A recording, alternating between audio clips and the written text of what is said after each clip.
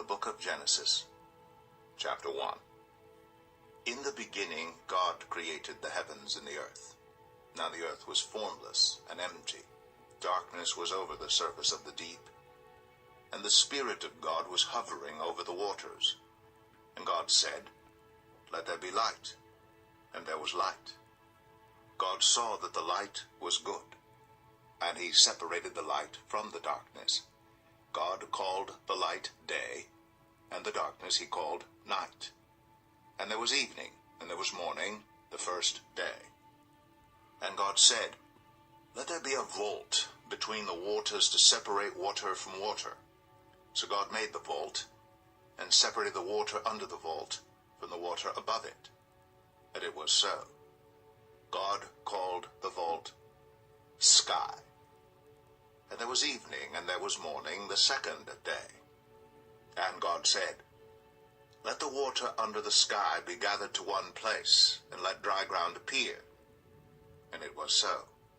God called the dry ground land, and the gathered waters he called seas. And God saw that it was good. Then God said, "Let the land produce vegetation, seed-bearing plants and trees on the land that bear fruit with seed in it according to their various kinds." And it was so.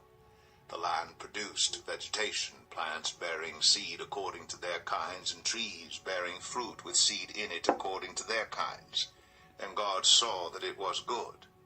And there was evening, and there was morning, the third day. And God said, "Let there be lights in the vault of the sky to separate the day from the night, and let them serve as signs to mark sacred times and days and years. And let them be lights in the vault of the sky to give light on the earth." And it was so. God made two great lights, the greater light to govern the day, and the lesser light to govern the night. He also made the stars. God set them in the vault of the sky to give light on the earth, to govern the day and the night, and to separate light from darkness. And God saw that it was good. And there was evening, and there was morning, the fourth day. And God said, "Let the water teem with living creatures, and let birds fly above the earth across the vault of the sky." So God created the great creatures of the sea, and every living thing with which the water teems and that moves about in it, according to their kinds, and every winged bird according to its kind. And God saw that it was good. God blessed them and said, "Be fruitful, and increase in number, and fill the water in the seas, and let the birds increase on the earth." And there was evening, and there was morning, the fifth day. And God said, "Let the land produce living creatures, according to their kinds, the livestock, the creatures that move along the ground, and the wild animals, each according to its kind." And it was so. God made the wild animals according to their kinds, the livestock according to their kinds, and all the creatures that move along the ground according to their kinds. And God saw that it was good. Then God said, "Let us make mankind in our image, in our likeness, so that they may rule over the fish in the sea and the birds in the sky, over the livestock and all the wild animals, and over all the creatures that move along the ground." So God created mankind in his own image. In the image of God he created them. Male and female he created them. God blessed them and said to them, "Be fruitful and increase in number, fill the earth and subdue it, rule over the fish in the sea and the birds in the sky, and over every living creature that moves on the ground." Then God said, "I give you every seed-bearing plant on the face of the whole earth, and every tree that has fruit with seed in it. They will be yours for food. And to all the beasts of the earth, and all the birds in the sky, and all the creatures that move along the ground, everything that has the breath of life in it, I give every green plant for food." And it was so.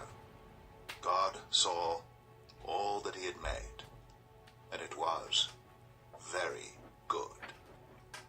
And there was evening, and there was morning, the sixth day. Genesis 2. Thus the heavens and the earth were completed in all their vast array. By the seventh day God had finished the work he had been doing. So on the seventh day he rested from all his work. Then God blessed the seventh day and made it holy, because on it he rested from all the work of creating that he had done. This is the account of the heavens and the earth when they were created, when the Lord God made the earth and the heavens. Now no shrub had yet appeared on the earth, and no plant had yet sprung up, for the Lord God had not sent rain on the earth, and there was no one to work the ground. But streams came up from the earth and watered the whole surface of the ground. Then the Lord God formed a man from the dust of the ground, and breathed into his nostrils the breath of life, and the man became a living being. Now the Lord God had planted a garden in the east, in Eden, and there he put the man he had formed. The Lord God made all kinds of trees grow out of the ground, trees that were pleasing to the eye and good for food.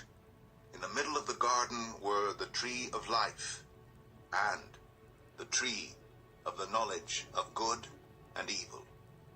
A river watering the garden flowed from Eden. From there it was separated into 4 headwaters. The name of the first is the Pishon. It winds through the entire land of Havilah, where there is gold. The gold of that land is good. Aromatic resin and onyx are also there. The name of the second river is the Gihon. It winds through the entire land of Cush.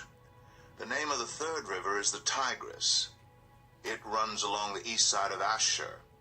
And the fourth river is the Euphrates. The Lord God took the man and put him in the Garden of Eden to work it and take care of it. And the Lord God commanded the man, "You are free to eat from any tree in the garden, but you must not eat from the tree of the knowledge of good and evil. For when you eat from it, you will certainly die."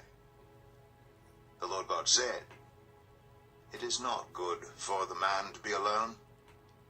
I will make a helper suitable for him." Now the Lord God had formed out of the ground all the wild animals and all the birds in the sky. He brought them to the man to see what he would name them. And whatever the man called each living creature, that was its name.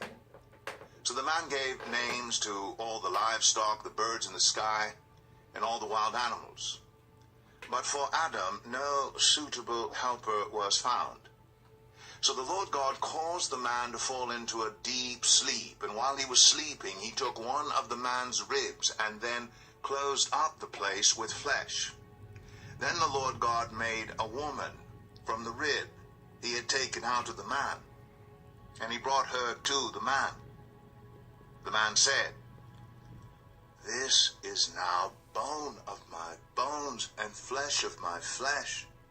She shall be called woman, for she was taken out of man."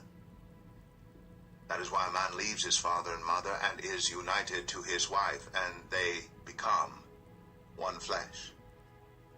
Adam and his wife were both naked, and they felt no shame. Genesis 3. Now the serpent was more crafty than any of the wild animals the Lord God had made. He said to the woman, "Did God really say, 'You must not eat from any tree in the garden'?" The woman said to the serpent, "We may eat fruit from the trees in the garden, but God did say, 'You must not eat fruit from the tree that is in the middle of the garden, and you must not touch it, or you will die.' You will not certainly die." The serpent said to the woman, "For God knows that when you eat from it, your eyes will be opened, and you will be like God, knowing good and evil." When the woman saw that the fruit of the tree was good for food, and pleasing to the eye, and also desirable for gaining wisdom, she took some and ate it. She also gave some to her husband who was with her, and he ate it. Then the eyes of both of them were opened, and they realized they were naked. So they sewed fig leaves together and made coverings for themselves. Then the man and his wife heard the sound of the Lord God as he was walking in the garden in the cool of the day, and they hid from the Lord God among the trees of the garden. But the Lord God called to the man, "Where are you?" He answered, "I heard you in the garden, and I was afraid because I was naked, so I hid."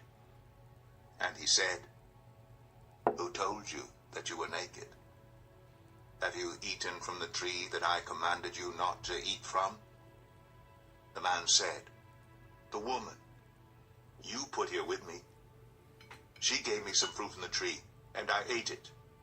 Then the Lord God said to the woman, "What is this you have done?" The woman said, "The serpent deceived me, and I ate." So the Lord God said to the serpent, "Because you have done this, cursed are you above all livestock and all wild animals. You will crawl on your belly, and you will eat dust all the days of your life. And I will put enmity between you and the woman, and between your offspring and hers. He will crush your head, and you will strike his heel."